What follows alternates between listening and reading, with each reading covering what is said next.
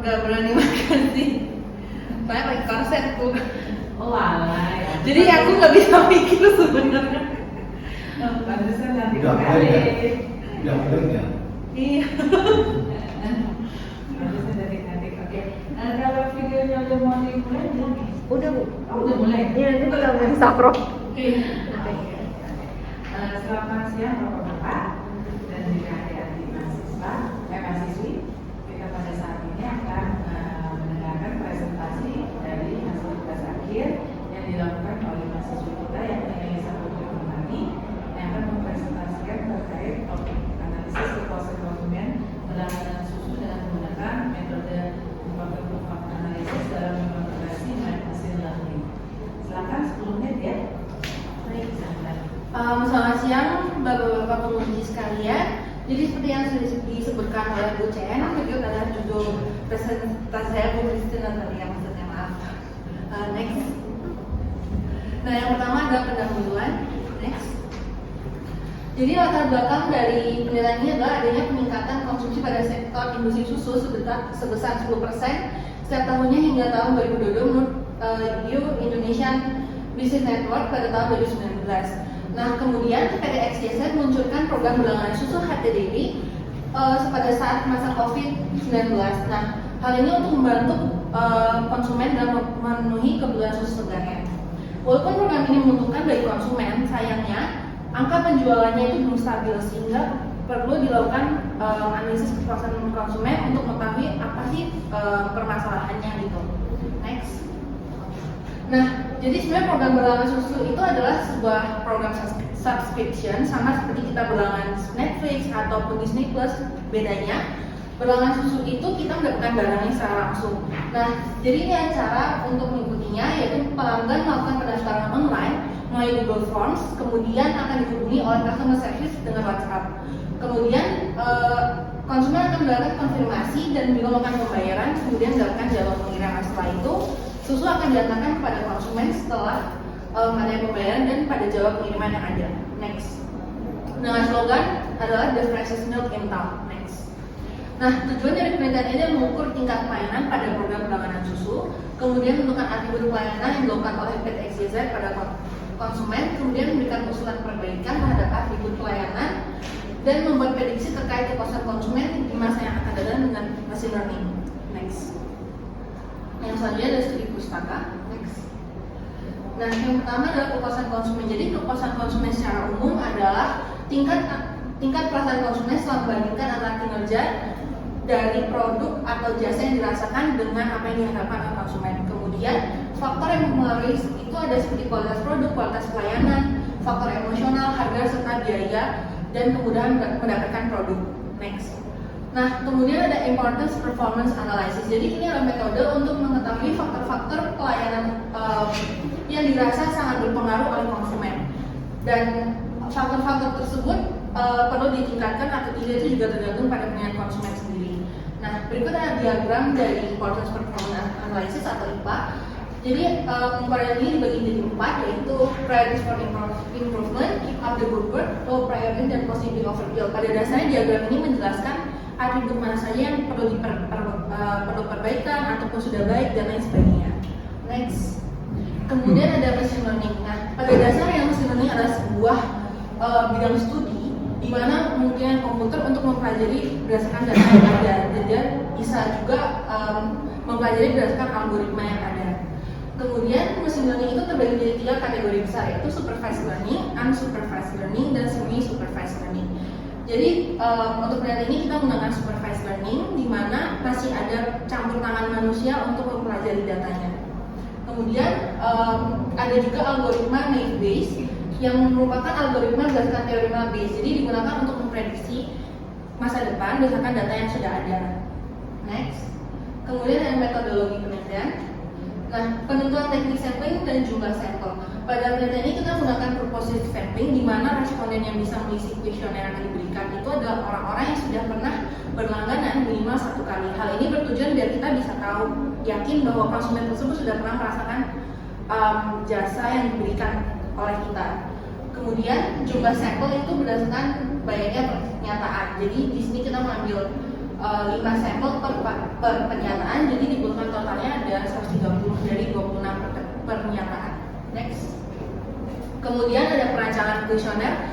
Jadi sebelum pernyataan ini dilakukan, saya sudah melakukan wawancara terlebih dahulu dan itu dilakukan bersama perusahaan. Kemudian pertanyaan dari perusahaan itu saya jadikan pertanyaan pre-pendahuluan. Jadi sebagai sumber bagaimana saya akan membuat pernyataan itu ke dalam kuesioner untuk penelitian ini. Nah, pertanyaan pre-pendahuluan itu terkait demografi, product usage, product knowledge, kemudian customer decision journey, serta kriteria saran dari konsumen. Kemudian saya gunakan sebagai referensi untuk kuesioner pendahuluan itu dibuat untuk mengukur kemampuan responden dalam memahami kuesioner yang saya buat. Nah, di sini pernyataannya itu berupa close-ended question, di mana mereka menjawab dengan jawabannya itu terbatas gitu. Kemudian ada kuesioner akhir berupa hasil akhir dari kuesioner dari uji validitas dan reliabilitas. Next. Nah, berikut adalah pertanyaan pre-pendahuluan yang ini sudah dilakukan bersama konsumen, yaitu berupa wawancara secara telepon. Kemudian next. Dan ini adalah pernyataan pendahuluan, jadi ini adalah ditanyakan kepada konsumen pada kuesionernya. Next. Kemudian ada pengumpulan dan pengolahan data. Next. Jadi di pengumpulan data ini dilakukan dengan WhatsApp, jadi kita menghubungi konsumen secara satu persatu dengan chat. Kemudian pengumpulan dilakukan selama bulan Mei hingga Juli. Kemudian juga responden adalah orang-orang yang sudah pernah berlangganan minimal 1 kali. Next. Kemudian ada pengolahan data. Next. Yang pertama adalah uji validitas dan reliabilitas. Jadi untuk kuesioner sendiri itu kan dibagi menjadi 2, untuk tingkat kepentingan dan tingkat kinerja. Hal ini mengacu pada teori pengukuran menggunakan metode TEPA. Nah, yang pertama di tingkat kepentingan kita mengukur dahulu di kuesioner pendahuluan. Jadi kita kumpulkan sebanyak 30 orang. Kemudian kita uji menggunakan Pearson correlation dan mendapatkan nilai hasil R hitungnya itu seperti pada tabel, dan karena nilainya itu lebih besar daripada R tabel, jadi dianggap valid. Kemudian juga ada uji reliabilitas dengan nilai 0,966 itu lebih besar daripada 0,6 sehingga dianggap reliable. Next. Uji ini juga dilakukan pada tingkat kinerja dengan cara yang sama, dan terlampir pada di sini sudah valid dan juga reliable. Next. Kemudian dilakukan analisa deskriptif dan pre-processing data. Jadi analisa deskriptif ini berguna untuk menggambarkan data secara keseluruhan. Jadi bisa terlihat ada jenis kelaminnya, umur, jumlah bilangan, serta tempat tinggal dari konsumen. Kemudian juga ada pre-processing data, ini berguna pada saat nanti di mesin learningnya bertujuan untuk memberikan label, terus juga memilah data dan lain sebagainya. Next. Kemudian ada importance performance analysis. Jadi di sini kita sudah mulai menghitung bagaimana nilai masing-masing atribut pernyataan terhadap tingkat kinerja dan kepentingannya, serta juga tingkat kesesuaiannya. Nah, tingkat kesesuaian itu dihitung dengan cara membagi nilai tingkat kinerja dibagi dengan nilai tingkat kepentingan. Kemudian didapatkan rata-rata tingkat kesesuaian total adalah 98,7%. Next. Nah, kemudian juga dilakukan perhitungan untuk rata-rata nilai pernyataannya. Jadi itu per pernyataan, per tingkat kinerja dan tingkat kepentingan, dengan hasil sebagai berikut. Kemudian juga dilakukan perhitungan untuk sumbu X dan Y akan berguna pada diagram IPA. Nah, didapatkan nilai itu 4,55 dan 4,48. Next. Kemudian ini adalah diagram hasil important performance analysisnya sebagai berikut dan terbagi menjadi 4 kuadran. Untuk bagian yang sangat perlu diperhatikan adalah kuadran 1, yaitu concentrate here, di mana ada 4 atribut pernyataan yang perlu diperbaiki, yaitu customer service yang sopan dan ramah dengan konsumen. Kemudian ada juga konsumen mendapat jadwal pengiriman setelah ada pembayaran, kemampuan customer service dalam menjawab dan menjelaskan produk, serta kemampuan kurir dalam menjaga pesanan konsumen agar tidak rusak saat pengantaran. Next. Nah, sekarang kita masuk dalam machine learning-nya. Jadi di machine learning ini adalah untuk memprediksi atau menyimpulkan begitu hasil dari jawaban setiap responden, apakah mereka itu puas atau tidak puas. Nah, Di sini saya memberikan label terlebih dahulu terhadap hasil kepuasan konsumen. Jadi jika melihat pada nilai di rata-rata tingkat kesesuaian dan tingkat kepentingan dan kinerja itu dapat hasil 4,55 dan 4,8. Jadi jika nilainya itu lebih dari kedua rata-rata tersebut maka dianggap puas, dan jika kurang dari itu dianggap tidak puas. Dan itu hanya untuk pelabelan saja. Kemudian penentuan jumlah data itu dibagi menjadi dua, yaitu 80/20, di mana 80% data itu digunakan untuk training dan 20%-nya digunakan untuk testing. Kemudian ada hasil coding sebagai berikut. Pada dasarnya kita menggunakan Python untuk mempelajari data-data yang ada. Next. Kemudian berikut adalah hasil prediksi machine learning dengan algoritma naive Bayes untuk tingkat kepentingan. Jadi bisa lihat bahwa algoritma ini berhasil memberikan prediksinya, yaitu terhadap di sini dia membandingkan prediksi dengan hasil aktual yang sudah ada sebenarnya. Jadi dari situ kita bisa tahu tingkat akurasi untuk tingkat kepentingan itu 82%. Kemudian juga ada nih hasil confusion matrix ini untuk menjelaskan bagaimana algoritma naive Bayes itu memberikan prediksi yang memang benar sesuai dengan hasil aktual atau tidak. Next. Berikut juga sama untuk tingkat kinerja. Sekali lagi memang naive Bayes bisa memberikan prediksi yang hampir sama, tapi juga ada yang meleset. Makanya tingkat akurasinya itu 93%. Next. Kemudian kesimpulannya. Next. Nah, terdapat 26 atribut pernyataan yang digunakan dalam penelitian ini. Kemudian rata-rata tingkat kesesuaian adalah 98,7%. Jadi jika tingkat kesesuaiannya itu kurang dari rata-rata ini, maka akan perlu perbaikan, tapi tetap mengacu pada diagram 4. Kemudian terdapat 4 atribut yang perlu diperhatikan segera pada dimensi tangible, reliability, responsiveness, dan empathy. Next. Kemudian ini ada usulan perbaikannya. Nah, berikut adalah kondisi aktual dari setiap atribut yang sebenarnya. Jadi pada yang S4 sebenarnya membahas tentang bagaimana kesopanan customer service. Pada aktualnya customer service itu menggunakan bahasa yang kurang bagus. Sebagai contoh, aku, kamu, ataupun juga ya silakan, maksudnya kurang formal gitu. Sehingga usulan perbaikannya membuat standar operational procedure agar customer service itu bisa menjawab dengan formal dan juga baik. Kemudian untuk reliability itu X7, di mana pemberian jadwal itu sering terjadinya ngaret atau telat, di mana konsumen sudah melakukan bayaran tapi tidak mendapatkan jadwalnya secara langsung saat itu juga. Jadi usulan perbaikannya adalah membuat sistem notifikasi otomatis agar konsumen bisa mendapatkan jadwal pengiriman. Kemudian X12 adalah customer service yang diharapkannya itu mampu menjelaskan produk, tapi pada kenyataannya mereka tidak dapat atau kurang mampu memberikan informasi tentang produk yang dijual. Sehingga usulan perbaikannya juga sama, memberikan training pada customer service untuk menjelaskan produknya. Dan yang terakhir adalah di mana kurir itu diharapkan untuk menjaga produk tetap aman, tapi sayangnya kurir itu kurang bertanggung jawab dalam menjaga produk sama pengiriman. Sehingga usulan perbaikannya adalah menyediakan wadah khusus agar produk itu tetap aman. Kemudian next. Nah, ini juga ada usulan perbaikan tambahan yang belum saya masukkan dalam laporan, nanti akan saya masukkan saat revisi. Jadi itu membuat konten iklan dalam isu yang menarik atau mengikuti konten yang trending, sebenarnya pada TikTok misalnya. Karena jika melihat pada Instagramnya HTDI sendiri itu banyak iklan-iklan hanya berupa jadi konsumen nih supaya ya, dan kemudian memberikan promo serta memberikan gimmick kepada konsumen untuk meningkatkan penjualannya. Next, terima kasih. Oke, Saya kira next. Selamat siang Bapak-Bapak dan adik-adik mahasiswa. Pada kesempatan hari ini kita akan mendengar presentasi hasil tugas akhir dari mahasiswa Christopher Desmond yang akan mempresentasikan penelitian dengan topik perancangan aplikasi penjualan makanan dengan menggunakan aplikasi berbasis Android. Di kasus di rumah makan Sinar Pengertian. Waktu dan tempat selama 10 menit dipersilakan ya. Terima kasih selamat siang Pak Marcel, Pak Sinai, Pak Wibowo dan Pak Yanto. Itu adalah hasil tugas akhir saya. Yang pertama itu pendahuluan.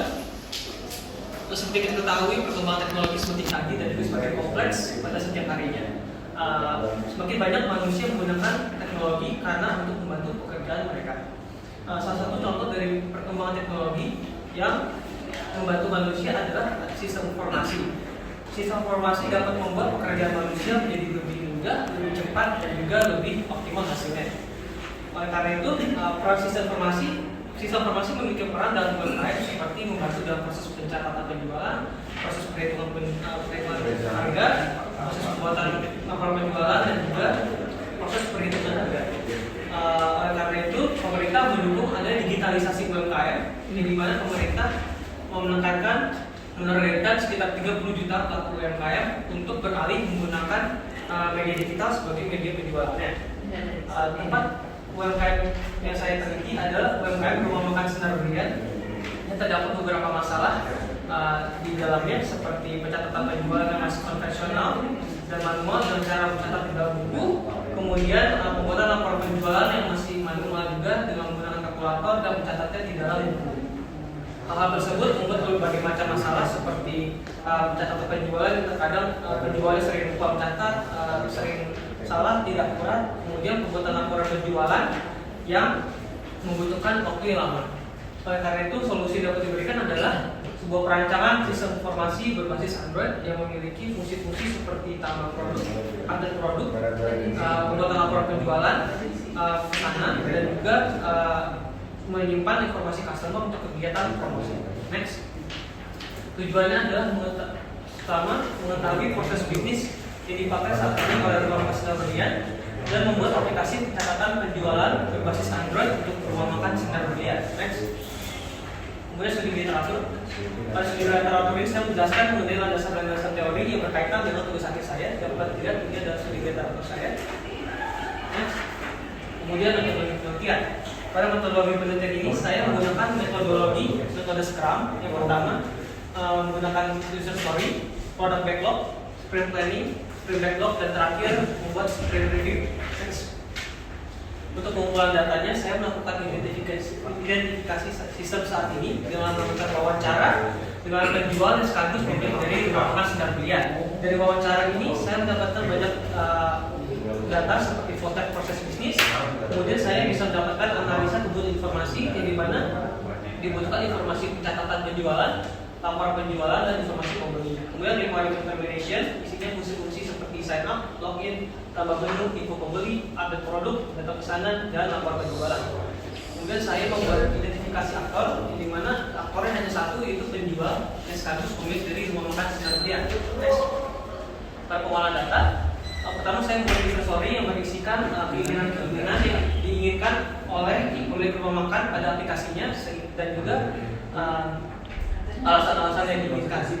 Ini didapatkan dari wawancara dan pengumpulan data sebelumnya. Next. Kemudian pada product backlog saya mencantumkan halaman-halaman atau fungsi-fungsi yang akan dimasukkan ke dalam aplikasi seperti sign up dan login, halaman home, nama produk, list produk, update produk, pesanan, laporan penjualan, dan list informasi customer. Saya juga menuliskan prioritas dalam penulisan pengkodeannya dan juga menuliskan estimasi waktu pengerjaannya. Next. Pada use case diagram, saya membuat diagram untuk mengetahui aktor-aktor siapa saja yang menggunakan aplikasi sinar berlian ini. Aktor yang satu itu penjual, dan aktivitas apa saja atau use case apa saja yang akan dilakukan oleh penjual tersebut. Next. Pada activity diagram, saya membuat diagram untuk mengetahui alur-alur proses dari awal sampai akhir kegiatan yang dilakukan oleh pemilik rumah makan dan juga hasil yang dihasilkan oleh sistemnya. Next. Pada class diagram saya membuat struktur sistem secara keseluruhan dari sistem aplikasi rumah makan sinar berlian. Saya mencantumkan kelas-kelas yang ada dan juga hubungan-hubungan antara masing-masing kelas. Next. Desain aplikasi saya menggunakan aplikasi Workflow untuk membuat desainnya. Berikut adalah contoh desain aplikasi untuk halaman login dan sign up. Next. Untuk sprint ada 3 sprint. Pertama sprint planning. Pada sprint planning saya mencantumkan fungsi-fungsi yang akan dimasukkan. Kemudian saya membagikan menjadi 8 sprint dan mengisikan waktu pengerjaannya. Pada sprint backlog saya mengisikan aktivitas-aktivitas apa saja yang terkait dengan pengkodean untuk masing-masing halaman atau sprint yang akan dibuat. Kemudian pada sprint review saya menuliskan kegiatan apa saja yang sudah selesai dilakukan oleh tim pengembang terkait dengan pengkodean, revisi, dan hasil pembahasan dari tim pengembang. Next. Untuk pengujian pertama saya menggunakan black box testing, di mana benar-benar mengetahui apakah informasi berjalan sesuai keinginan atau tidak. Dan hasil yang didapatkan adalah sistem informasi aplikasi rumah makan Sunda Brilian ini memiliki reaksi sistem yang semuanya berhasil. Next, untuk usability testing lakukan dua. Pertama, reliability testing, lakukan pengukuran waktu penyelesaian 3 skenario, yaitu skenario tambah produk, update produk, dan juga pesanan. Respondennya ada 2, yaitu penjual yang sekaligus pemilik rumah makan Sunda Brilian. Dapat lihat di tabelnya ada 4 testing, 2 pengguna, dan 3 proses. Pada testing keempat dapat lihat waktunya semakin menurun semua, yang berarti aplikasi Sunda Brilian ini dapat mudah untuk digunakan dan mudah untuk dipelajari. Pada satisfaction test, saya melakukan pengujian kepuasan dengan 10 pertanyaan sistem usability scale dan 2 responden, yaitu penjual dan pemilik. Hasil yang didapatkan adalah sebesar 81,25, yang berarti pengguna sistem merasa puas dengan aplikasi ini dan juga aplikasi ini dapat diterima dengan baik. Next, berikut ada kesimpulannya. Pertama, kondisi saat ini rumah makan Sunda Brilian yang masih menggunakan cara manual dan profesional. Kemudian, pembuatan aplikasi rumah makan yang dapat mengatasi masalah-masalah yang ada pada rumah makan. Kemudian, berdasarkan pengujian black box testing dan usability testing, maka aplikasi rumah makan Sunda Brilian ini berjalan dengan baik dan mudah untuk dipelajari. Next. Sekian presentasi dari saya. Terima kasih banyak atas perhatiannya. Oke, terima kasih. Selamat siang, Bapak-bapak dan adik mahasiswa. Pada siang hari ini kita akan mendengarkan sidang presentasi dari hasil tugas akhir mahasiswa, yakni Darwin, yang akan mempresentasikan dengan judul rancangan aplikasi penjualan dan pendataan produk berbasis Android studi kasus di PT Neo Lima Jaya. Waktu 10 menit, silakan Darwin. Ya, bisa next. This one. Pada presentasi ini, saya akan menyampaikan latar belakang presentasi ini terlebih dahulu. Yang pertama adalah perkembangan teknologi yang semakin berkembang sehingga terdapat peningkatan jumlah penggunaan internet serta persaingan bisnis yang semakin ketat. Lalu objek penelitian ini adalah PT Neo Lima Jaya yang merupakan perusahaan yang bergerak di bidang penyediaan barang penunjang industri yang berlokasi di daerah Lampung. Dan permasalahan dari objek penelitian ini adalah proses pendataan produk yang masih manual serta proses penjualan produk yang masih konvensional. Next. Lalu tujuan penelitian ini adalah agar proses bisnis, yaitu pendataan dan penjualan produk, menjadi lebih optimal dan merancang aplikasi berbasis Android dengan fitur penjualan dan pendataan produk. Lalu batasan penelitian ini adalah penelitian dilakukan pada bulan November tahun 2021 hingga Agustus tahun 2022. Lalu outputnya merupakan aplikasi dengan fitur pendataan dan penjualan produk, dan aplikasi ini hanya dikhususkan untuk PT Neo Lima Jaya.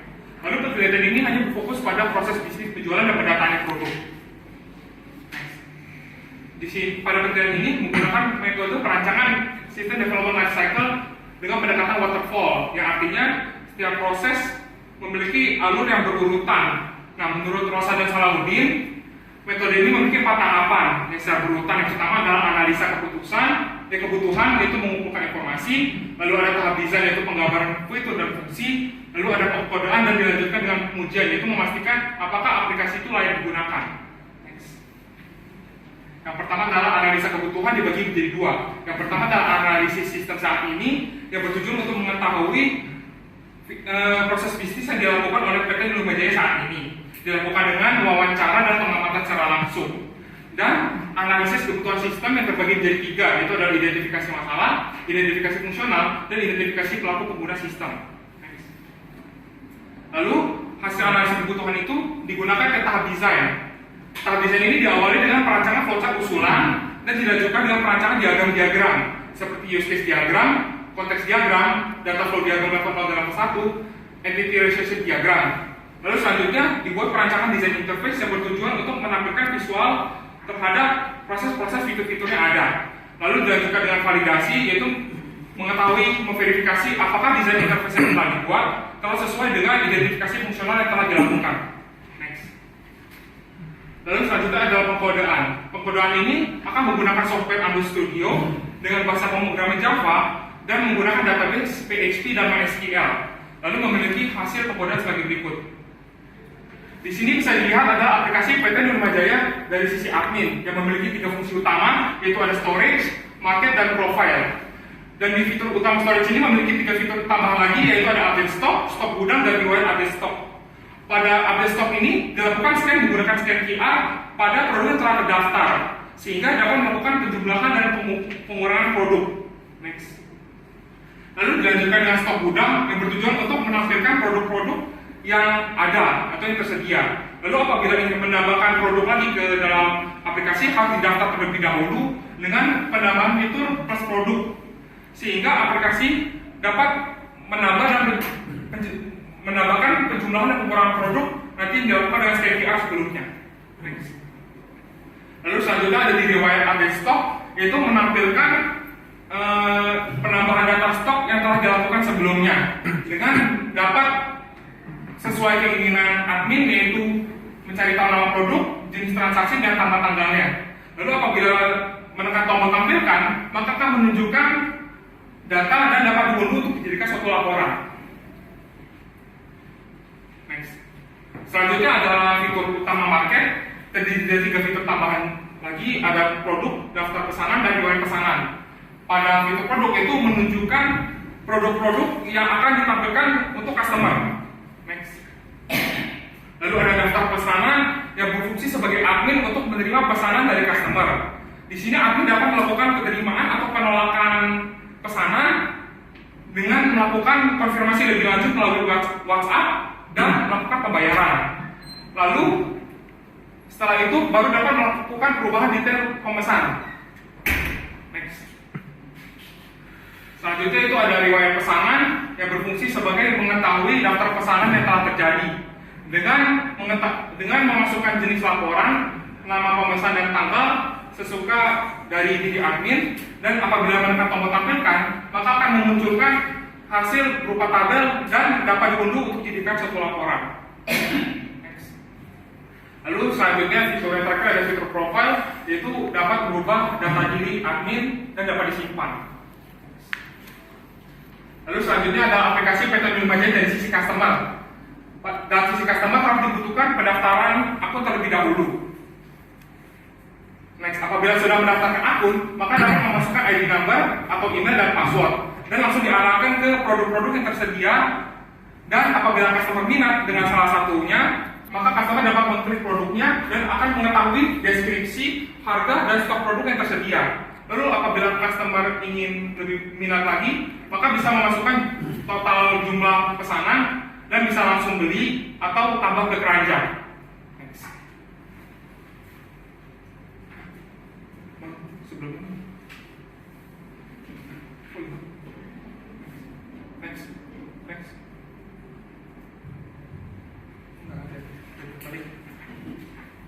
Balik. Di sini ada fitur riwayat pesanan yang bertujuan untuk mengetahui pesanan-pesanan yang telah dilakukan oleh customer.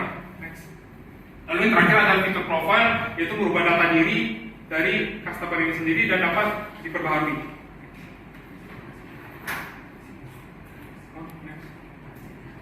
Setelah melakukan perancangan sebuah aplikasi, maka dilakukan tahap pengujian.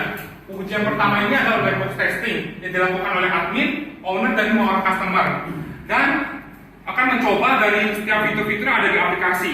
Lalu setelah mencoba setiap fitur yang ada di aplikasi, lalu akan diajukan kuesioner dan mengisi kuesioner tersebut. Berdasarkan hasil kuesioner ini dapat diketahui bahwa aplikasi dari sisi customer dan sisi admin tidak terjadi error. Lalu pengujian kedua dari usability testing yang dilakukan oleh admin, owner, dan 5 orang customer. Dengan sama yaitu mencoba dan menjalankan setiap fitur untuk mengetahui apakah aplikasi ini puas bagi user dengan mengisi kuesioner, dan akan dilakukan perhitungan sebagai berikut. Perhitungan ini akan memiliki 10 pertanyaan dan jawabannya akan berupa skala 1 yaitu sangat tidak setuju sampai skala 5 yaitu sangat setuju. Lalu skala-skala ini akan diimplementasikan lagi menjadi nilai, suatu nilai yang akan dihitung menggunakan SUS yaitu System Usability Scale.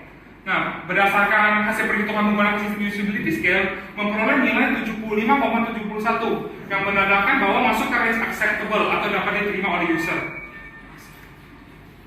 Kesimpulan di sini adalah sistem penjualan dan pendataan yang dilakukan oleh PT Milmaja sendiri saat ini masih konvensional, sehingga solusi yang ditawarkan untuk mengatasi permasalahan objek adalah perancangan aplikasi penjualan dan pendataan produk dengan menggunakan metode SDLC dan pendekatan waterfall. Lalu pengujian lagi menggunakan dua metode dan hasilnya adalah aplikasi ini tidak terjadi error dan dapat diterima oleh user. Terima kasih. Oke, terima kasih untuk presentasinya. Pagi Pak Yanto, Pak Marcel, Pak Wibawa, dan Pak Ronald. Sekarang saya Erik Winalda dengan NIM 2018-0453-0024 akan mempresentasikan hasil tugas akhir saya berjudul desain kemasan hand sanitizer 60 ml berdasarkan KW Engineering. Boleh guys. Oke, sekarang saya akan menjelaskan latar belakang terlebih dahulu. Jadi, objek penelitian itu adalah hand sanitizer. Kenapa hand sanitizer? Karena tujuan dari penelitian ini tuh ada untuk membantu perusahaan KP saya dulu yang mulai memproduksi barang-barang medis pada tahun 2020. Salah satunya itu adalah hand sanitizer. Di mana hand sanitizer ini merupakan peluang yang bisnis yang sangat baik dikarenakan COVID-19 yang masih ada sampai saat ini. Lalu saat penelitian ini pun akan mendesain produk dari hand sanitizer. Kenapa kita mengambil desain produk? Dikarenakan desain produk ini merupakan salah satu faktor utama yang memberikan daya tarik konsumen untuk membeli. Seperti itu. Lalu desain produk yang akan diarahkan ke arah konsep kawaii, di mana kawaii itu merupakan salah satu kata berkultur Jepang yang artinya tuh sangat mirip dengan cute di bahasa Inggris. Seperti itu. Lalu tujuan dari alasan menggunakan kawaii itu dikarenakan secara alamiah manusia itu menyukai barang-barang yang sifatnya tuh kecil, imut, lucu, mengemaskan seperti itu. Jadi secara alamiah tuh manusia suka yang kawaii. Lalu juga kawaii sendiri itu tidak mengenal usia dan juga sudah dikenal secara internasional. Jadi untuk konsepnya itu prospeknya cukup bagus. Dan untuk target penelitian ini sendiri itu adalah perempuan dengan umur 17 hingga 25 tahun yang berada di Jakarta dan sekitarnya. Oke, next. Nah, ini adalah alur dari penelitiannya. Jadi pertama melakukan pengumpulan data dengan data primer dan data sekunder. Jadi data sekundernya itu adalah gambar kemasan hand sanitizer 60 ml yang diambil di internet. Lalu tujuan dari pengambilan data sekunder ini untuk keperluan kuesioner pertama, yaitu kuesioner klasifikasi KW dan KW di data primer. Setelah melakukan penyebaran kuesioner, barulah melakukan pengolahan data, yaitu evaluasi rasio data. Setelah evaluasi rasio data sudah dilakukan, barulah memasukkan data tersebut ke model convolutional neural network atau model machine learning itu, lalu melakukan pelatihan dan validasi model. Setelah model sudah dilatih dan divalidasi, barulah melakukan observasi kandidat atribut dari klasifikasi gambar yang sudah dilakukan oleh model. Seperti itu. Setelah itu kita observasi kandidat atribut setelah didapatkan itu digunakan untuk keperluan kuesioner kedua. Setelah kuesioner kedua sudah disebarkan, barulah melakukan uji normalitas data dari hasil kuesioner. Setelah itu juga ada uji homogen dan barulah bisa dilakukan uji ANOVA dan ANOM. Dari hasil uji ANOVA dan ANOM didapatkanlah kombinasi atribut yang terbaik. Setelah itu barulah melakukan penentuan desain akhir dengan menggunakan AutoCAD dan 3D printing. Baru analisa dan saran. Oke, lanjut. Sekarang kita akan masuk ke analisis atribut KW dengan machine learning. Next. Nah, jadi setelah menyebarkan kuesioner seperti gambar di kiri, itu adalah salah satu contoh gambarannya. Dilakukan perekaman data seperti pada tabel di kanan. Dengan di sini tujuan dari perekaman data ini untuk melihat perbandingan dari jumlah gambar kawaii dan non kawaii dari setiap responden. Di mana jika perbandingan di atas 1:3,5 itu dikatakan tidak balance seperti itu. Jika dilihat contohnya di sini pada responden 14 itu perbandingannya 1:5,67, di mana itu jauh di atas 1:3,5, jadi dianggap tidak balance. Jadi dari total 37 responden yang diambil hanya 30 data dikarenakan 7 data lainnya tidak balance. Oke, lanjut. Nah, sekarang setelah data sudah di balance, barulah dimasukkan ke model. Setelah itu model akan di-input gambar yang akan dinilai, diklasifikasi. Di mana di sini menggunakan gambar rounded square pin dan dihasilkan gambar klasifikasi kawaii. Setelah itu dilakukan modifikasi untuk mengetahui atribut apakah atribut memiliki pengaruh terhadap kawainess produk. Jadi di sini dimodifikasi menjadi black and white dan juga ada bentuk berbeda dengan warna yang serupa dan didapatkan hasilnya non kawai, sehingga bentuk dan warna itu sangat mempengaruhi, dapat disimpulkan dari sini bentuk dan warna itu mempengaruhi kawainess dari kemasan produk, seperti itu. Oke, next. Nah, selanjutnya ini dari atribut-atribut tadi yang sudah didapatkan akan digunakan untuk kuesioner kedua, di mana di sini ada bentuk rounded square, common, sama square. Lalu untuk warna juga ada kuning, ungu, dan pink dengan kombinasi 9 kombinasi yang nanti akan digunakan untuk kuesioner kedua untuk uji statistik. Lanjut. Sekarang kita akan masuk ke analisis atribut kawai dengan uji statistik. Next. Nah, ini jadi dari hasil penyebaran kuesioner seperti ini. Jadi responden disuruh untuk menilai gambar dari 9 kombinasi tadi antara 1 sampai 10. Jadi 1 menggambarkan sangat non kawai, 10 paling kawai, dan didapatkan perekaman data seperti ini. Nah, dari data yang sudah direkap akan dilakukan uji ANOVA. Namun sebelum uji ANOVA terdapat persyaratan bahwa harus ada uji normal dan uji homogenitas. Jadi kita akan dilakukan uji homogenitas dan normalitas terlebih dahulu. Nah, di sini uji normalitas menggunakan Shapiro wheel dikarenakan jumlah sampel yang diambil pada penelitian itu adalah 30 sampel, sehingga itu di bawah 50 sampel, jadinya menggunakan Shapiro wheel supaya lebih akurat, seperti itu. Di sini nilai signifikansinya 0,137 yang berarti di atas 0,05, berarti data berdistribusi normal.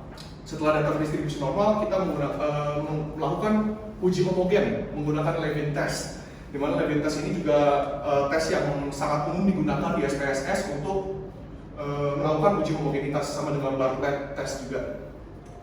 Di sini uji homogenitas konsepnya sama, jika nilai signifikansi di atas 0,05 maka dikatakan data bersifat homogen. Di sini kita melihat nilai yang based on mean, karena untuk analisis of variance dan analisis of means nanti akan menggunakan mean. Jadi untuk nilai signifikansi 0,472, jadi dikatakan lebih besar dari 0,05 sehingga data bersifat homogen. Nah, jadi setelah data berdistribusi normal dan homogen, barulah melakukan ujian ANOVA. Nah, untuk ujian ANOVA kita harus mendefinisikan faktor, arah faktor, dan model eksperimen terlebih dahulu.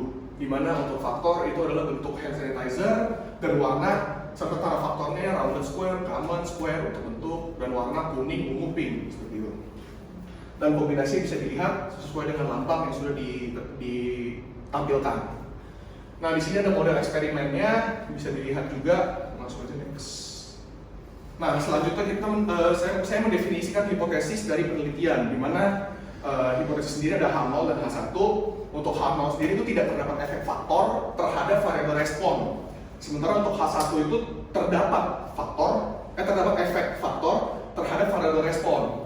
Nah, untuk konsep ini diaplikasikan ke tiga faktor ini, bentuk, warna, dan interaksi bentuk dan warna, sehingga didapatkanlah hipotesis seperti ini. Oke, lanjut.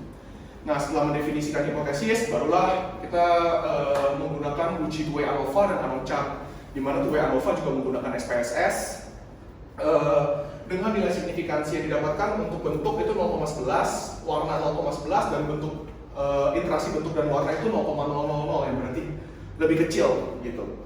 Hal ini menunjukkan nilai signifikansi itu di bawah 0,05, yang berarti terdapat efek faktor bentuk, warna, dan interaksi bentuk dan warna terhadap variabel respon kawai. Nah, karena terdapat efek, kita bisa lanjut ke ANOCHART, di mana ANOCHART sendiri itu dilakukan menggunakan Minitab. Setelah dilihat, ini ada tiga grafik. Untuk grafik berdasarkan warna, berdasarkan bentuk, dan berdasarkan interaksi antara warna dan bentuk. Dan didapatkan di sini kita akan menggunakan data yang melewati batas kuartil atas, sehingga itu yang mempengaruhi yang paling kawai. Dan didapatkanlah kombinasi atribut yang paling kawai itu adalah square dengan warna pink, seperti itu. Lalu akhirnya mendesain produk dengan menggunakan AutoCAD, dan didapatkanlah hasil 3D printingnya. Ada di sebelah, boleh diambil kan? Hasil 3D printing saya ada di tas sebelah, Pak. Iya. Saya ambil dulu gimana? Waktunya. Ya, saya udah selesai sih, Pak. Tinggal memberikan hasil 3D printing. Setelah itu udah selesai sih. Thank you. 1 menit ya. Oke, Pak.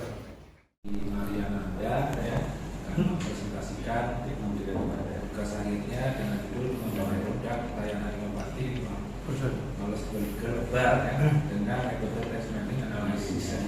dan ada brainstorming dan camper ya.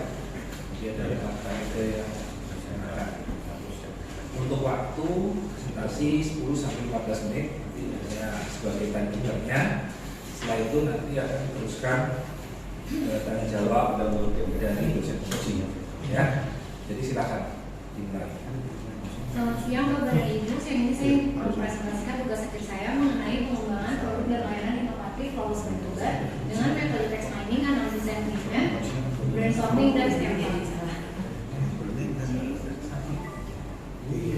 Dunia bisnis dalam bidang kuliner kembali bangkit pada masa pandemi dan sektor ekonomi kreatif kuliner menyumbangkan pendapatan yang tinggi, yaitu sebesar 42%. Masyarakat Indonesia juga cenderung mengonsumsi makanan cepat saji karena harga yang terjangkau, dan pada daerah perkotaan pun lebih suka makan bersama luar dibandingkan di dalam rumah. Burger juga merupakan salah satu makanan yang diminati oleh masyarakat saat ini, dan Lawless Burger termasuk dalam 10 burger yang paling enak di Jakarta. Lawless Burger itu sendiri didirikan pada 3 September 2017 dengan didirikan pada konsepnya, yaitu memiliki konsep pada menu dan interiornya. Pada awalnya banyak juga yang berkomentar negatif terhadap konsep yang digunakan oleh Lawless Burger. Tidak dapat dipungkiri bahwa Lawless Burger dapat mempertahankan eksistensinya karena adanya masukan atau pendapat dari para konsumen.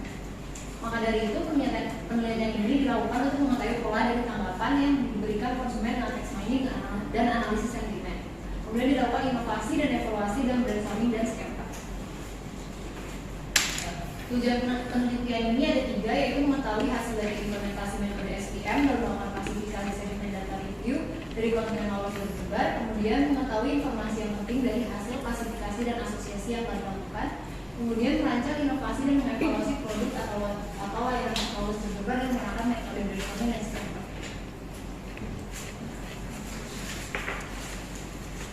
Data yang digunakan ada data primer dan data sekunder. Pada data primer dilakukan observasi pada Lawless Burger. Di sini terdapat gambaran bahwa di Lawless Burger terdapat antrian dan sangat ramai.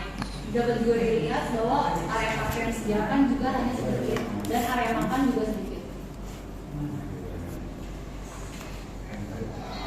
Berikut gambaran video observasi dapat dilihat sangat ramai.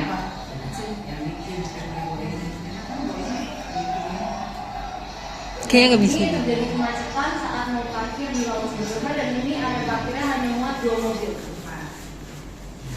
Kemudian untuk data sekundernya dikumpulkan sebanyak 3.377 data review konsumen dari 3 website online, yaitu Zomato, Kuliner, dan Google Review. Dengan teknik scraping data menggunakan Udah soak kali. untuk pengolahan data yang pertama dilakukan adalah text mining, di mana text mining ini dilakukan pre-processing data. Terdapat yang perlu dilakukan adalah translate review, di mana berfungsi untuk mentranslate review yang ada bahasa Inggrisnya menjadi bahasa Indonesia, jadi cozy menjadi nyaman, ambient menjadi suasana. Kemudian dilakukan sekali conversation untuk memperbaiki singkatan seperti YG menjadi Yang, JKT menjadi Jakarta. Kemudian dilakukan case folding untuk menghilangkan tanda baca dan mengubah kalimat review menjadi kalimat review yang kecil seutuhnya. Kemudian dilakukan tokenizing untuk memisahkan kalimat menjadi kata per kata. Kemudian filtering yang berfungsi untuk memfilter kalimat-kalimat yang tidak memiliki makna sepenuhnya. Kemudian setelah text mining dilakukan analisis sentimen. Yang pertama dilakukan adalah pembobotan data. Berikut merupakan gambaran proses pembobotan data pada Python dengan menggunakan kamus leksikon, di mana kamus leksikon itu terdapat beberapa kata dan ada bobotnya masing-masing. Sebagai itu bobotnya 3, merangkap itu bobotnya 4. Sehingga hasil pembobotan dapat dilihat bahwa kalimat pertama memiliki nilai 13, kalimat kedua memiliki kalimat nilai sebesar 21, dan ada juga yang minus 4. Setelah dilakukan pembobotan data, maka dapat dilakukan penilaian, di mana yang positif dapat dikatakan positif jika hasilnya lebih dari 0 dan dikatakan negatif jika hasilnya kurang dari 0. Jadi ya, ada yang positif dan negatif. Kemudian sebelum melakukan klasifikasi dengan metode SPM, dilakukan pembagian data, yaitu data training dan data testing dengan presentasi perbandingan 80% dan 20%. Setelah dibagi data, kemudian dilakukan klasifikasi dengan SPM. dapat dilihat bahwa ada confusion matrix yang mengatakan bahwa yang menggambarkan bahwa terdapat sebanyak 42 review yang diprediksi benar atau negatif, sedangkan sebanyak 46 review yang diprediksi salah atau false negatif, dan pada kelas positif terbanyak 578 review yang diprediksi benar atau true positif dan 10 review yang diprediksi salah atau false negatif, dan dengan memiliki akurasi yang sebesar 91,72%. Setelah proses text mining dan analisis sentimen dilakukanlah visualisasi data dengan bar plot dan word cloud. Di sini dapat lihat sentimen positif yang frekuensi kata terbanyak adalah burger dan yang negatif itu tempatnya. Berikut tampilan word cloud-nya. Burger dan tempatnya memiliki huruf yang paling besar ukurannya karena memiliki frekuensi kata yang tinggi. Kemudian dilakukan asosiasi teks untuk menggambarkan sebagai acuan penggambaran persepsi konsumen tentang Paulus bergelar. Di sini contohnya di sentimen positif ada kata banget berasosiasi dengan kata juicy, keju dan lain-lain. Di sentimen negatif ada makan berasosiasi dengan pesan, susah dan lain-lain. Dan dapat dikatakan valid karena nilai review lebih dari 1. Setelah dilakukan visualisasi maka dilakukan brainstorming. Dengan topik pembahasan berdasarkan visualisasi dipilihlah topik dan dikategorikan. Input menjadi ada burger dan anak, place tempatnya parkir dan makan, servis pesan dan anak, promotion metal. Brainstorming ini dilakukan bersama 5 konsumen Lawless berdebar dengan kriteria yang telah ditentukan, yaitu konsumen yang sudah cukup lama mengenal Lawless berdebar atau mengunjungi atau membeli sebanyak lebih dari 5 kali dalam kurun waktu kurang lebih selama 6 bulan terakhir. Berikut hasil brainstorming dengan kategori promotion, food, place, dan service. Untuk promotion, khusus weekend disediakan menu khusus keluarga seperti family package. Food itu terdapat membuat burger menjadi 2 ukuran yaitu small dan regular, menciptakan burger dengan cita rasa baru menggunakan saus gochujang, membuat menu burger untuk anak-anak yaitu seperti kids meal. Untuk place itu melakukan relokasi atau sewa tempat untuk lahan parkir baru, menyediakan babysitter yang berkebutuhan untuk konsumen anak kecil, menambahkan area tempat makan dengan menggunakan sebagian ruang dari Lawless Store. Kemudian untuk servisnya menggunakan sistem booking yang memberikan tanda reserve pada meja saat 30 menit sebelum booking dan mencabutnya apabila 15 menit konsumen tidak datang. Kemudian menggunakan sistem untuk melihat, memesan dan membayar sekaligus dengan cara melakukan scan barcode. Setelah dilakukan brainstorming, hasil-hasil itu dipilah untuk dimasukkan ke dalam scanner. Dan dari hasil brainstorming tersebut dalam kategori substitut dapat dikata yang masuk adalah menggunakan sistem booking, yaitu dalam memberikan tanda reserve tadi. Karena kenapa di substitut? Karena kan dia menggantikan sistem pelayanan yang sudah ada. Kemudian ada 4, yaitu membuat menu burger baru yang kids meal khusus weekend disediakan menu family package, menyediakan babysitter dan menggunakan sistem aplikasi untuk memesan, membayar dan melihat. Karena mereka semua itu mengambil adaptasi dari restoran yang sudah ada sebelumnya. Kemudian Combine itu menciptakan burger yang cita rasa baru menggunakan saus gochujang, modify dengan membuat burger menjadi 2 ukuran yaitu small dan regular karena dari observasi dan review yang ada tuh banyak yang bilang burgernya kemahalan atau ukurannya kebesaran, jadi lebih baik jika dibuat 2 ukuran lebih small dan regular. Oke, waktunya habis ya. Kita lanjutkan tanya jawab. Ya, nanti kesimpulannya dengan kumpulan kinerja menggunakan metode Smart System and IPMS. Silakan presentasi 10 menit ya, jadi bisa dimulai. Selamat siang, saya Sherin. Untuk anak saya hari ini akan mempresentasikan terkait proyek saya mengenai analisis jaringan benar atau PASOK perusahaan packaging dinas kinerja menggunakan Smart System dan IPMS. Untuk tugas akhir ini terbagi menjadi 6 bagian, yaitu yang pertama ada pendahuluan yang terbagi di 6 poin, yaitu latar belakang, rumusan, tujuan, manfaat, batasan, dan pengertian tergabung. Dikarenakan perkembangan zaman yang semakin modern membuat seluruh sektor perindustrian perlu memiliki manajemen kinerja yang baik dan berkesinambungan. Nah, diimbangi dengan adanya juga perubahan gaya hidup yang semakin meningkat, menyebabkan pola konsumsi akan suatu produk itu juga meningkat dan menyebabkan adanya penumpukan sampah akibat kemasan dari produk tersebut. Nah, hal tersebut membuat mereka dengan cepat melakukan revolusi kemasan dengan yang ramah lingkungan seperti packaging untuk kardus ataupun box. Nah, maka dari itu melihat peningkatan yang terjadi, maka pesanan pada industri packaging juga meningkat. Seperti yang kita tahu, tujuan akhir dari perusahaan itu adalah mencapai visi yang telah diharapkan. Untuk kepuasan pelanggan sendiri itu merupakan mata rantai terakhir yang perlu dicapai oleh perusahaan dengan pemberian hasil kualitas yang premium. Untuk kualitas produk sendiri merupakan suatu kemampuan suatu produk untuk memperlihatkan fungsinya. Untuk maka dari itu fokus penelitian ini adalah pada industri packaging dengan permasalahan mengenai peningkatan dari jumlah permintaan dan perusahaan perlu mempertahankan kualitas produk yang premium. Untuk memperoleh hasil produk yang optimal itu dapat ditentukan dengan strategi objektif yang berkesinambungan. Maka dari itu strategi ini dapat dievaluasi dengan pengumpulan kinerja agar dapat lebih optimal, dapat dievaluasi juga dengan supply chain jaringan termasuk. Untuk pengenalannya, perusahaannya adalah PT Guru Indonesia dengan merupakan industri packaging yang bergerak di bidang pengemasan. Terus lokasinya ada di Jakarta, terus menerapkan sistem produksi make to order dan visi memberikan kualitas yang terbaik serta hasil produk berupa corrugated, offset, laminate dan corrugated. Untuk permasalahan yang terjadi itu mereka menerapkan perusahaan ini melakukan make to order sehingga memerlukan ketepatan dari pesanan waktu produksinya agar menjadi optimal. Nah, maka dari itu melihat adanya target perusahaan yang tidak tercapai membuat manajemen kinerja internal perusahaan itu kurang optimal dan pengurangan kinerja yang ada di perusahaan ini hanya berbataskan fokus pada aspek kualitas dan customer evaluation. Maka dari itu untuk yang metode yang tepat dari melihat dari kedua sisi yaitu financial dan non financial itu adalah metode smart system dan IPMS. Ini untuk targetnya data ketidakcapaian suatu perusahaan.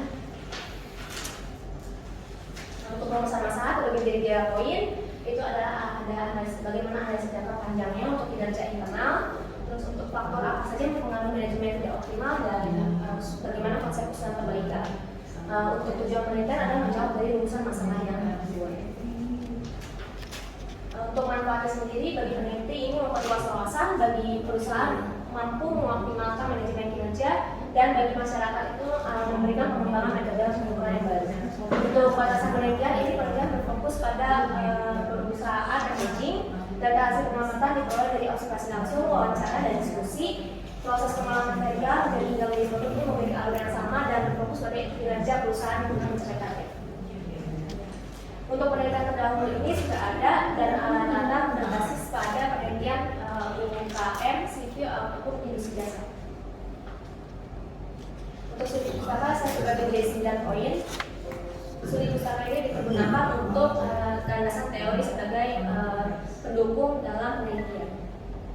Untuk metode smart system ini merupakan metode yang melihat pengukuran dari kedua sisi yaitu non finansial dan finansial dengan titik perancangan awal melihat dari strategi objektif perusahaan.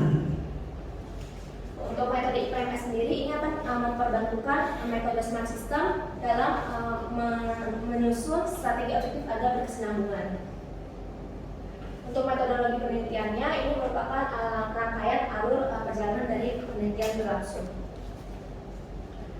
Untuk pengumpulan data terbagi di dua, data sekunder dan data primer. Untuk data primer adalah data yang perlu diambil dalam penelitian, sedangkan data sekunder merupakan data pendukung.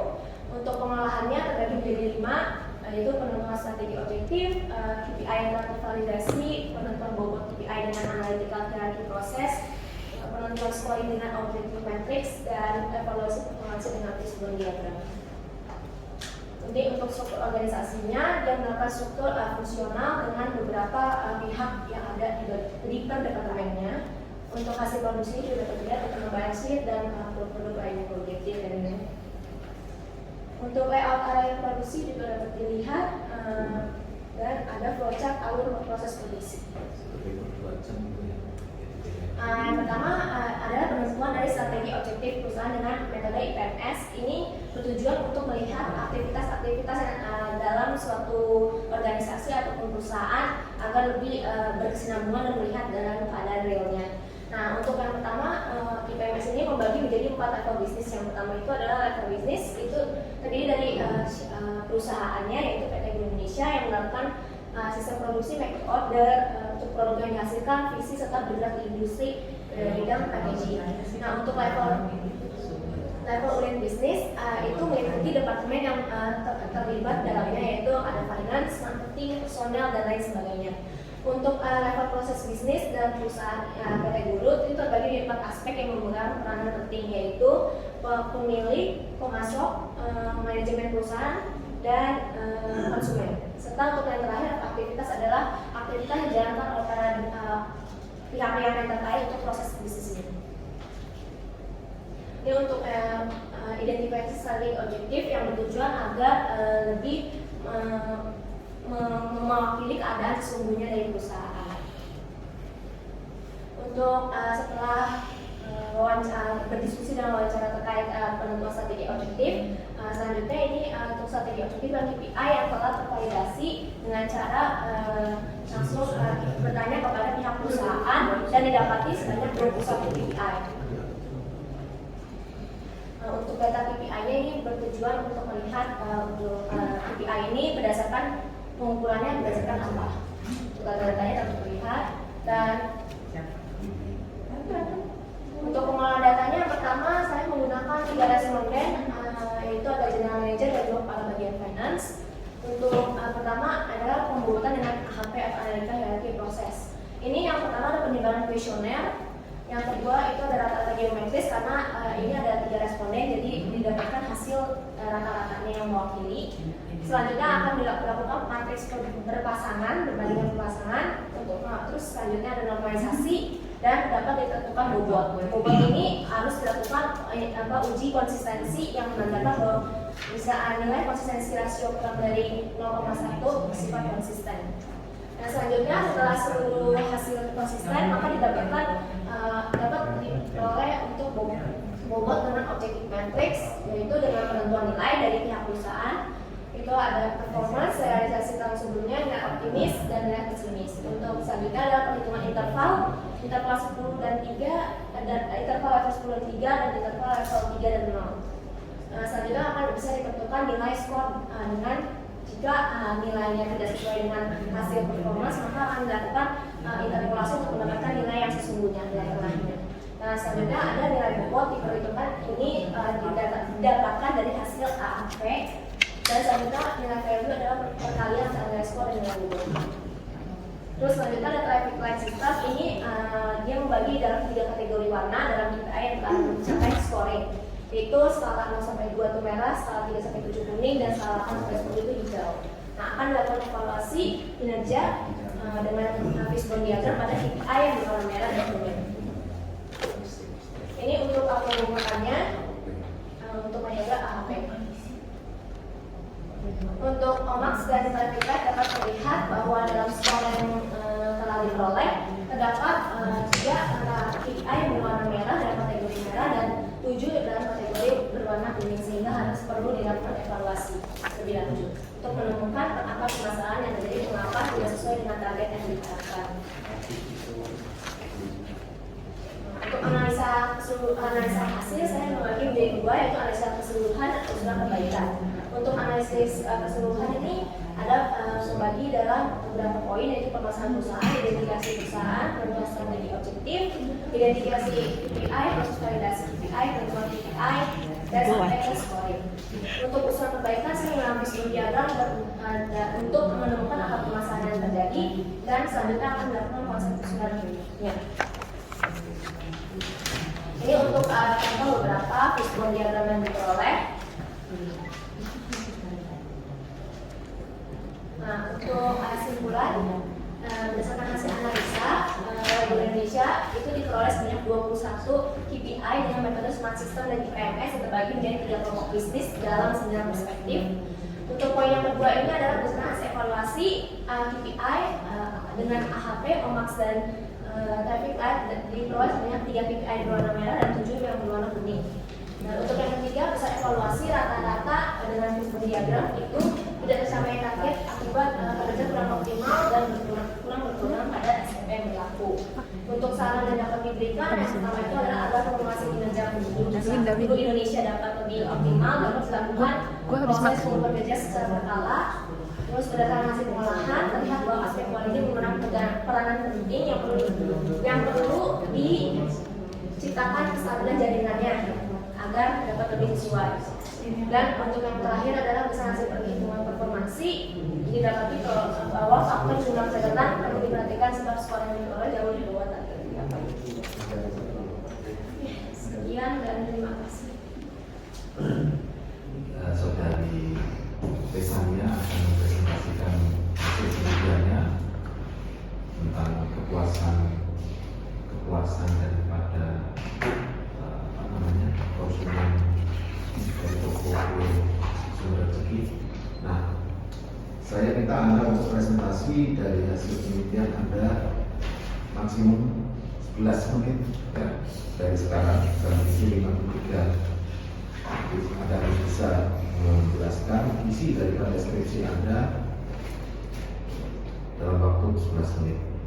Kalau lebih dari itu akan saya potong. Silakan. Selamat pagi Bapak dosen sekalian, terima kasih atas kesempatan pagi ini. Yang terhormat Bapak Yanto, Bapak Rahmat Sukwadi selaku dosen penguji, dan Bapak Ibu Prasetya selaku dosen pembimbing. Pada kesempatan kali ini, saya sangat senang dan bersyukur karena sudah sampai pada tahap ini. Saya akan mempresentasikan hasil tugas akhir saya dengan judul Analisa Kepuasan Konsumen dengan menggunakan metode Service Quality, Importance Performance Analysis, dan Six Sigma. Studi kasus pada toko kue sumber rezeki Bogor.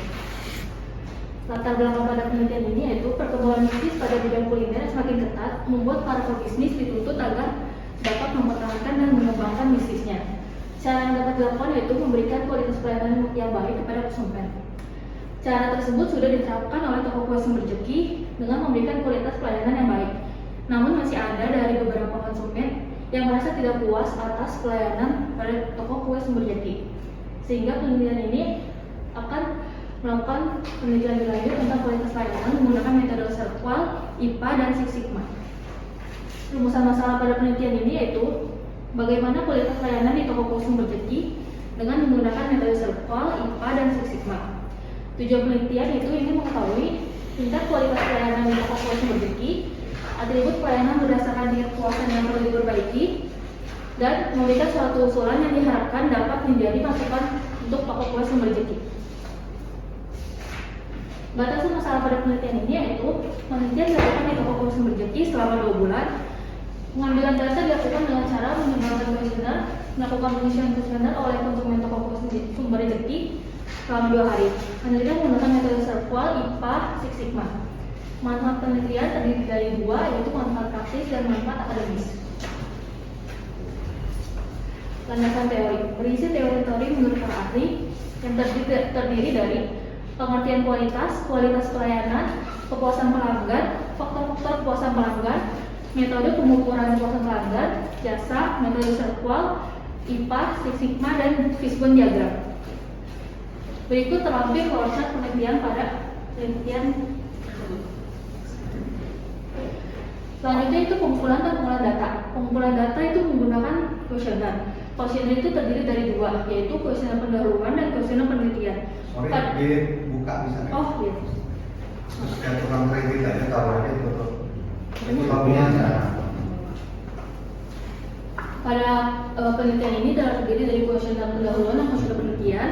Kuesioner pendahuluan itu diisi oleh 30 responden, sedangkan kuesioner penelitian 70 responden. Berikut gambar umum toko kue sumber rezeki. Toko kue sumber rezeki ini menjual makanan seperti makanan kering. Terletak di salah satu pasar tradisional di Kota Bogor, yaitu Pasar Kebon Kembang. Beralamatkan di Jalan Dewi Sartika, Blok CD, lantai dasar nomor 21. Pemilik dari toko ini merupakan Bapak Riki yang sudah berdiri selama 15 tahun dan sudah memiliki karyawan sebanyak 5 orang.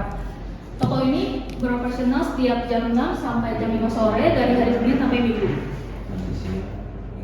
Setelah melakukan penyebaran kuesioner pendahuluan, akan dilakukan uji validitas dan uji reliabilitas. Uji validitas akan dikatakan valid jika R hitung lebih besar daripada R tabel.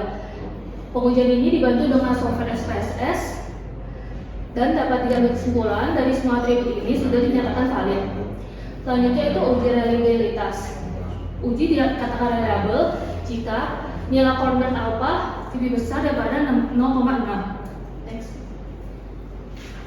Pengujian juga dilakukan pada kuesioner pendahuluan persepsi pelanggan. Dapat dilihat pada tabel yang terakhir, semua atribut sudah dinyatakan valid, di mana R hitung sudah lebih besar daripada R tabel, dan pada uji reliabilitas, uji sudah dikatakan reliable karena nilai koordinat alfa sudah lebih besar daripada 0,6. Setelah kuesioner pendahuluan sudah dinyatakan valid dan reliable, dilakukan penyebaran pada kuesioner penelitian.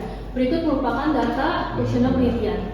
Dengan jenis kelamin didominasikan perempuan sebanyak 67%, usia dengan rentan 31 sampai 40 tahun dengan persentase 36%, pendapatan di antara 3 sampai 5 juta per bulan dengan persentase 31%. Jika data sudah terkumpul semua, dapat dilanjutkan dengan perhitungan metode service quality. Pada metode service quality dilakukan perhitungan nilai harapan, di mana nilai harapan didapatkan dari penjumlahan semua responden pada masing-masing atribut dan didapatkan seperti tabel terampil. Kemudian setelah mendapatkan nilai harapan dapat dilanjutkan dengan nilai rata-rata harapan dan cara membagi nilai harapan dengan total responden. Selanjutnya nilai rata-rata juga dilakukan pada persepsi pelanggan seperti terampil pada tabel. Jika nilai rata-rata persepsi dan nilai rata-rata sudah diketahui, dapat menghitung mencari metode nilai service quality atau gap. Caranya yaitu dengan mengurangkan nilai rata-rata persepsi dengan nilai rata-rata harapan. Berdasarkan tabel terampil, terdapat 9 atribut yang memiliki nilai gap negatif, di mana gap negatif ini menandakan bahwa persepsi pelanggan tidak sesuai dengan harapan pelanggan. Selanjutnya, gap yang positif menandakan bahwa persepsi pelanggan sudah melebihi dari harapan pelanggan. Selanjutnya, tingkat kesesuaian. Tingkat kesesuaian menurut Wirdanti tahun 2005 mengatakan bahwa jika nilai kesesuaian sudah berada di rentan 80% sampai 100%, menandakan persepsi pelanggan sudah sesuai dengan harapan pelanggan. Di mana pada penelitian ini rata-rata yang didapatkan yaitu 96,366%, sehingga menandakan bahwa penelitian ini sudah sesuai antara persepsi dengan harapan. Namun pada penelitian ini masih terdapat nilai rata-rata yang berada di bawah tingkat kesesuaian. Terdapat 9 atribut yang berada di bawah nilai rata-rata tingkat kesesuaian. Selanjutnya akan dilakukan diagram kartesius. Sebelum membuat diagram kartesius, membutuhkan 2 garis tegak lurus, yaitu X dan Y, yang didapatkan dari nilai persepsi, nilai rata-rata persepsi dan nilai rata-rata harapan. Kemudian terdapat 2 sumbu X dan Y, yaitu merupakan rata-rata dari nilai rata-rata persepsi dan rata-rata dari nilai rata-rata harapan. Berikut merupakan diagram kartesius. Pada diagram kartesius terdapat 4 kuadran, yaitu kuadran pertama, kuadran kedua, kuadran ketiga, dan kuadran keempat. Pada kuadran pertama terdiri dari res 3, A3, E3, A2, L1, A1. Kuadran pertama merupakan kuadran yang atributnya memerlukan prioritas perbaikan. Sedangkan kuadran kedua terdiri dari T5, L4, T4, T1, dan T2. Kuadran kedua merupakan kuadran yang memiliki kewaspadaan yang patut dipertahankan. Kuadran ketiga terdiri dari res 1, res 2, res 3. Kuadran ketiga sendiri merupakan kuadran yang memiliki prioritas rendah dalam perbaikan. Dan terakhir ini ada kuadran 4 terdiri dari rel 3, T3, rel 4, E2, S1, dan rel 6. Kuadran 4 sendiri ini merupakan kuadran yang terdiri dari atribut di mana persepsi dan harapan persepsi sudah melebihi dari harapan pelanggan. Selanjutnya melakukan perhitungan sigma. Menurut Prameswari tahun 2014, metode sigma ini berdasarkan dengan DMAIC, yaitu define, measure, analyze, dan control. pada measure dilakukan perhitungan target kepuasan, tingkat kepuasan, DPMO, dan nilai Six Sigma. Target kepuasan ini mendapatkan nilai 4 dikarenakan berunding dengan pemilik toko sendiri. Sedangkan tingkat kepuasan dan DPMO serta nilai Six Sigma dapat dilihat pada tabel seperti terlampir.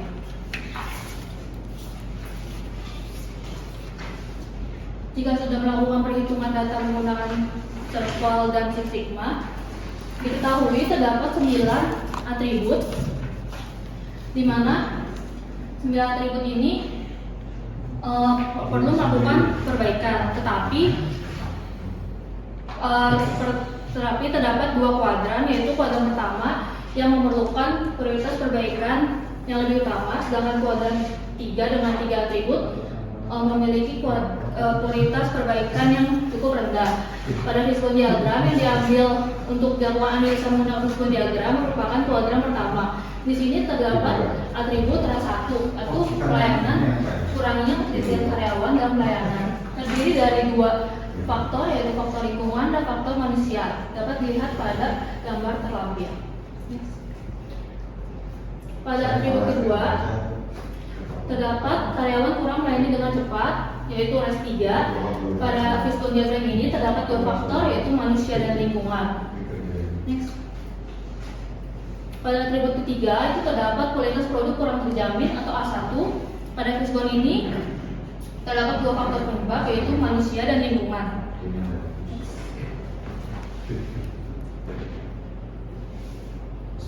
Selanjutnya yaitu karyawan kurang ramah dan sopan atau kode A2. 1 menit lagi ya. Oh iya Pak. Simpulan dari pembuatan pengolahan data yaitu pada metode service quality dari ke-20 atribut terdapat 11 atribut yang memiliki nilai circle positif, yang berarti persepsi pelanggan sudah melebihi dari harapan pelanggan. Sedangkan terdapat sisanya ke-9 atribut memiliki nilai circle negatif, yang berarti persepsi pelanggan atas kualitas pelayanan belum dapat memenuhi harapan pelanggan. Selanjutnya dengan metode Six Sigma berdasarkan hasil DPMO atau Defect Permanent Opportunity terdapat 7 atribut dengan hasil positif, yang berarti dari 1 juta kesempatan masih terdapat kemungkinan bahwa kualitas pelayanan diberikan pihak toko tidak mampu memenuhi harapan pelanggan, dan sisa 13 atributnya memiliki hasil negatif, yang berarti dari 1 juta kesempatan hampir tidak ada pelayanan yang tidak memenuhi dari harapan pelanggan. Simpulan yang kedua itu atribut yang memerlukan perbaikan terdapat pada diagram Cartesius kuadran pertama. Kuadran pertama ini merupakan terdiri dari atribut yang memiliki prioritas utama dalam melakukan perbaikan. Selanjutnya ada kuadran ketiga, di mana kuadran ketiga memiliki